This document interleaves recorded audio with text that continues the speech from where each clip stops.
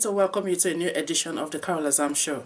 Today's show is going to be a little bit different because we've got to tackle with some techie, some audio visual issues earlier on. We have managed to sort that out. However, most of the show will still be on audio only. I hope you're still going to have a good time. I am genuinely happy to introduce you to my guest today, Dora Ziambra, who is the COO of azimo-moneytransfer company based in the United Kingdom. As the Chief Operating Officer, Dora has been instrumental in building up Azimos' network of partners across more than 200 countries and scaling the business into new markets. But her role is constantly evolving, especially as the company is growing so fast. So her day-to-day tasks involves anything from banking relationships and strategic partnerships to fundraising and international expansion. She now also runs the risk and compliance and operations teams across the group. Dora, welcome to the Carol Azams Show. How are you doing today? Hey Carol, nice to meet you. I am having a splendid day. Can you start by telling us a little bit more about yourself and what you do at Azimo? My name is Dora, as you already mentioned, and I'm the CEO of Azimo. For the benefit of our viewers, can you tell us how Azimo started?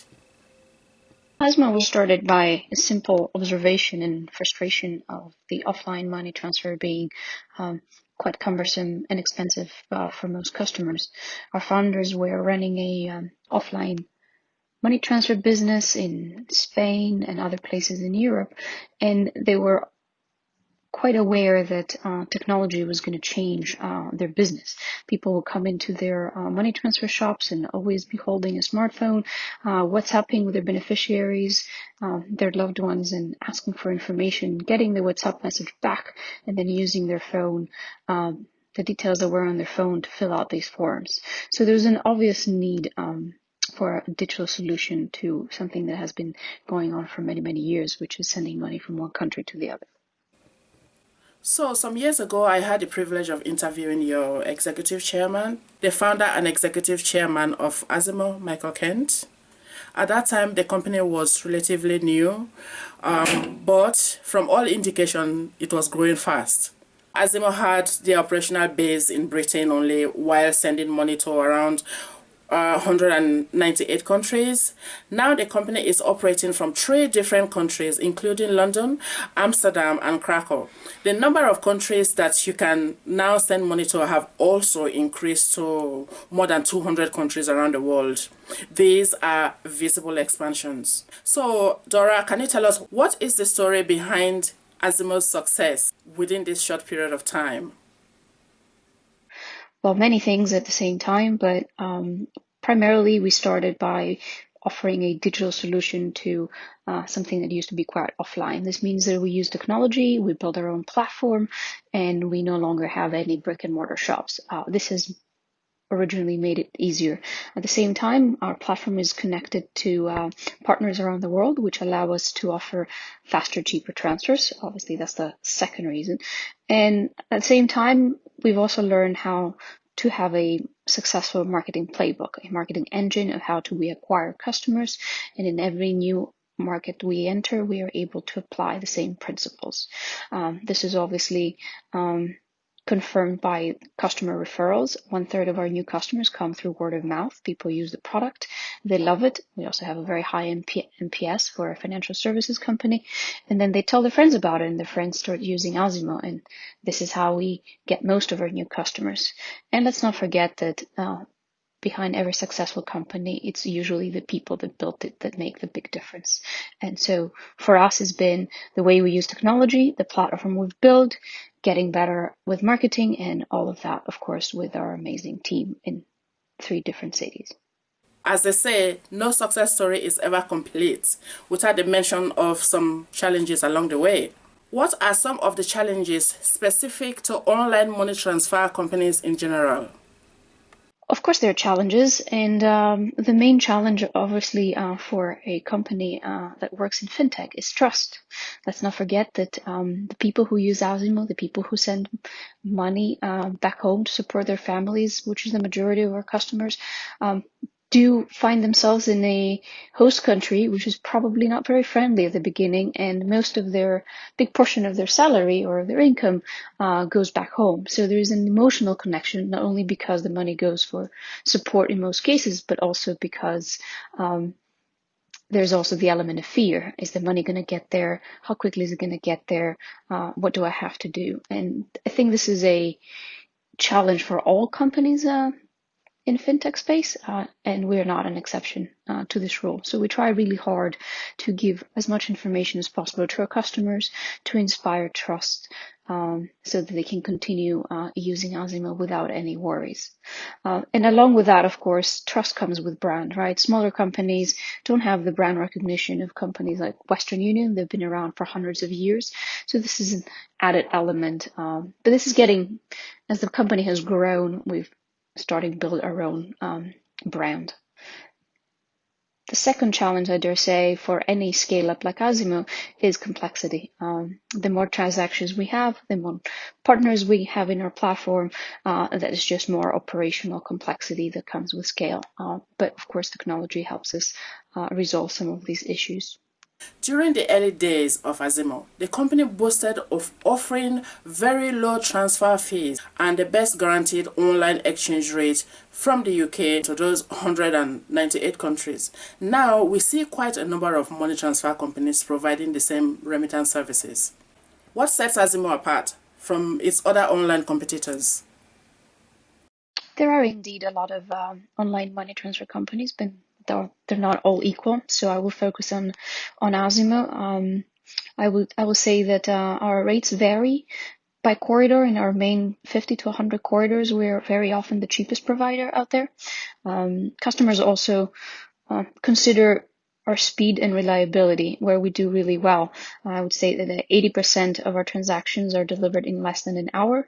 99% of our transactions arrive without incident or delay, as we call it, the happy path, that no human intervention needs to occur. Our average fees are 2% overall across the board versus a 7% global average. So we still remain quite competitively priced. And obviously you will also quite proud of our actual product, the apps that our customers are using and do refer. As I mentioned before, 1/3 of our customers come from referral. Migrant people in particular work very hard to send money back home to their loved ones. And most of these people are those who are ordinary farmers. And some of them may not even have bank accounts with which to receive money that has been transferred to them. Can you explain how this works for people who doesn't have any bank accounts? One of the advantages of Azimo is that we don't only offer bank account deposit to bank account, but we also offer other payout methods. As you mentioned, and not everybody in the receiving markets has a bank account, and sometimes even if they do have a bank account, it's not very easy to go withdraw the money to then pay bills or use that cash to buy necessities. So in certain countries, we are able to offer cash pickup. Philippines is one where we have thousands of pickup locations. In other countries like Kenya and Ghana, mobile wallet is the most common payout method, and we see quite an emergence of more mobile wallets in countries like Tanzania is another one, and Western Africa. So we try to be quite agnostic and cater to the recipients in each country based on what's the most popular payout method, including non-banked solutions. Is there a limit per daily transaction, like a maximum amount allowed per transaction per day? So the Azimo platform does not have a limit of its own, but sometimes there are limits from the payout locations, for example. For security reasons, some of our partners do not allow you to send hundreds of thousands, for example, for cash pickup. This is natural.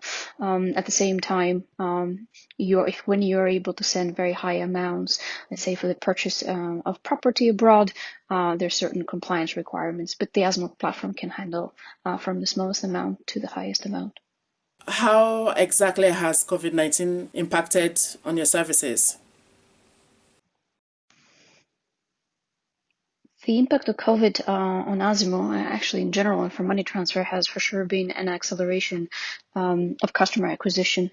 As the countries around the world went on lockdown, we definitely noticed an more customers trying Azimo and using Azimo consistently after they tried it for the first time, as they could no longer go into the brick and mortar. So obviously, you may have heard that now we're talking about how we did 10 years of acceleration in digital financial services within 6 months of COVID. So this has been quite obvious, and told also by the traditional, shall I say, the publicly traded money transfer companies such as Western Union and MoneyGram. They also reported a acceleration of their online services.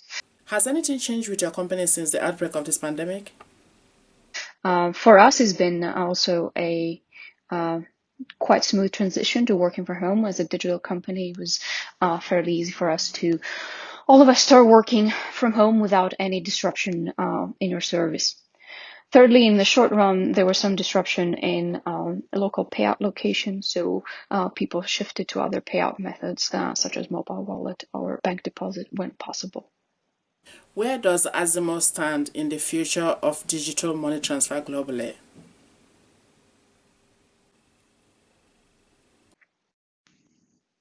It will not surprise you to tell you that we strongly believe that the future of money transfer is digital, and Azimo is, as a pure play digital business, we're really well placed to be part of it.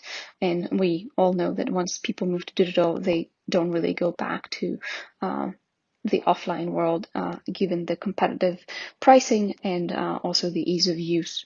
And as I said before, COVID has accelerated that digital adoption. So I don't see that this is going to not be the case in the future.